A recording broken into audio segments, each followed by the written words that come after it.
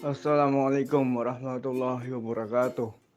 Innal hamdalillah nahmaduhu wa nasta'inuhu wa nastaghfiruh wa na'udzu billahi min shururi anfusina wa min sayyiati a'malina. May yahdihillahu fala mudhillalah wa may yudlilhu fala hadiyalah. Asyhadu an la ilaha illallah wahdahu la syarikalah wa asyhadu anna Muhammadan 'abduhu wa rasuluh la nabiyya ba'dah. Allahumma shalli ala sayyidina Muhammad wa ala ali sayyidina Muhammad. Puji dan syukur marilah sama-sama kita haturkan hadirat Allah Subhanahu wa taala, karena pada hari ini kita dapat berkumpul di WhatsApp group dan YouTube dalam mata kuliah filsafat agama. Yang saya hormati Bapak Ridwan Effendi selaku dosen pengampu mata kuliah filsafat agama. Yang saya hormati teman-teman semua yang saya banggakan. Selawat dan salam tak lupa kita sanjungan kehadirat Nabi Muhammad SAW. Semoga kita kelak di yaumul qiyamah mendapatkan syafaatul uzma. Sebelumnya izinkan kami dari kelompok 3 menyampaikan hasil diskusi kami yang berjudul Problematika Epistemologi Ketuhanan dalam Filsafat dan Islam. Izinkan saya membacakan anggota kelompok kami, yaitu Rahmatur Hadi, Azra Kulwa, Ananta Dipangkara, Agis Pradika, dan Aulia Rahma Prasidi. Dan untuk selanjutnya presentasi akan dibacakan oleh teman saya. Bagian pertama yaitu ada pengertian epistemologi. Istilah epistemologi berasal dari bahasa Inggris, yaitu epistemology, yang merupakan gabungan dua kata bahasa Yunani, yaitu episteme yang artinya pengetahuan dan logos yang artinya ilmu, sains, kajian, teori, dan pembahasan. Epistemologi merupakan salah satu cabang filsafat yang membahas tentang suatu hakikat, makna, kandungan, sumber, dan proses ilmu. Jadi, dapat dikatakan bahwa epistemologi itu berarti pembahasan tentang ilmu pengetahuan. Istilah epistemologi juga dikaitkan dengan konsep ilmu, yaitu suatu pengetahuan yang membawa kepada pemahaman kebenaran. Oleh karena itu, pembahasan epistemologi merupakan salah satu cabang filsafat yang membahas tentang asal-usul, struktur, metode, dan keabsahan ilmu.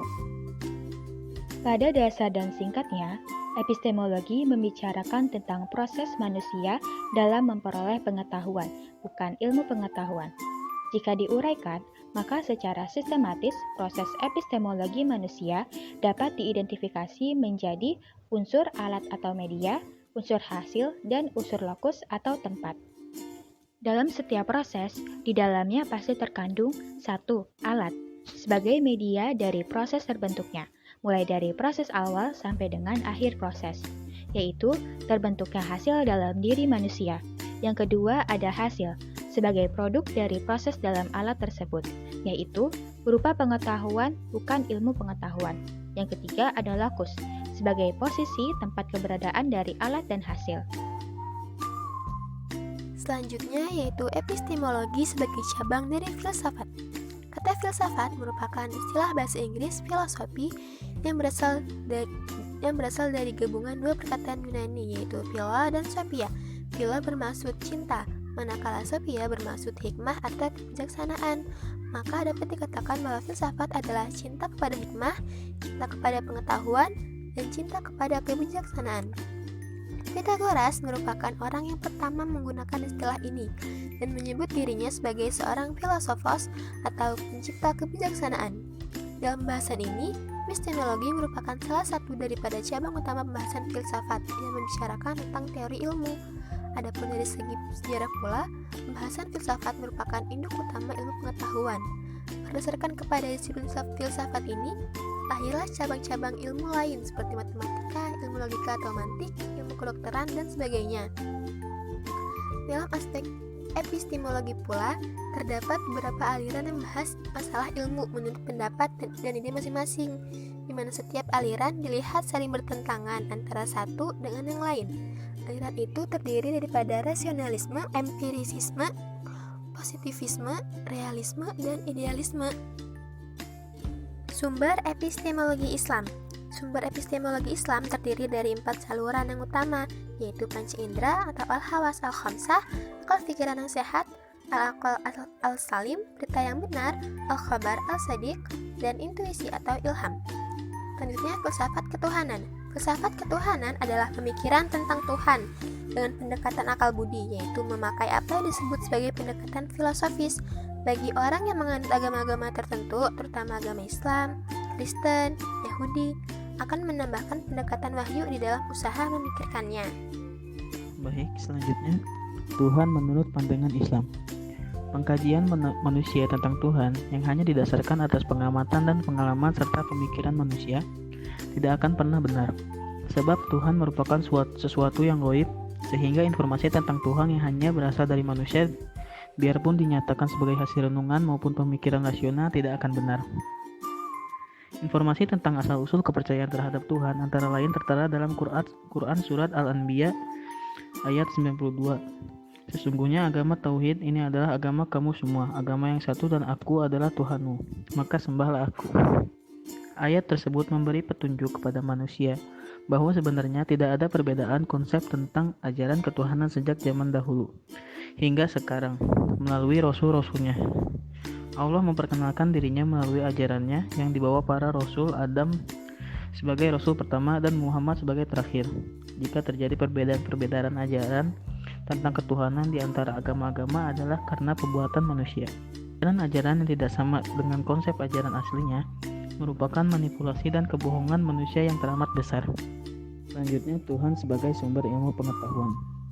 Pengertian ilmu dalam bahasa Indonesia sama dengan pengertian al-ilm dalam bahasa Arab. Kata al-ilmu itu tepat diterjemahkan menjadi pengetahuan, knowledge. Sama dengan apa yang dikatakan Fazlur Rahman bahwa Al-Quran juga sering memakai kata ilm dalam arti pengetahuan melalui belajar, berpikir, pengalaman, dan lain-lain. Dalam praksisnya, kadang ada pemilihan melihat dari epistemologi tersebut ilmu-ilmu agama atau nakliyah, misalnya berdasarkan kepada otoritas, bukan akal.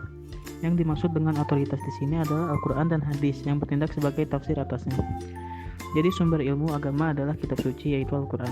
Sedangkan sumber dari ilmu-ilmu umum adalah alam semesta atau sains. Oke, saya Gus Pradika. Saya akan melanjutkan dari penjelasan teman saya, Ananta. Nah, selanjutnya itu Tuhan sebagai dasar filsafat pendidikan Islam. Maksudnya apa sih dalam pemikiran filsafat pendidikan Islam itu? Tuhan sebagai dasar, yang dimaksud dengan dasar pendidikan adalah pandangan yang hidup yang mendasari seluruh aktivitas pendidikan. Karena dasar menyangkut masalah ideal dan fundamental, maka dibutuhkan landasan pandangan hidup yang kokoh dan komprehensif serta tidak mudah berubah. Dalam diri manusia terdapat potensi dasar ketuhanan.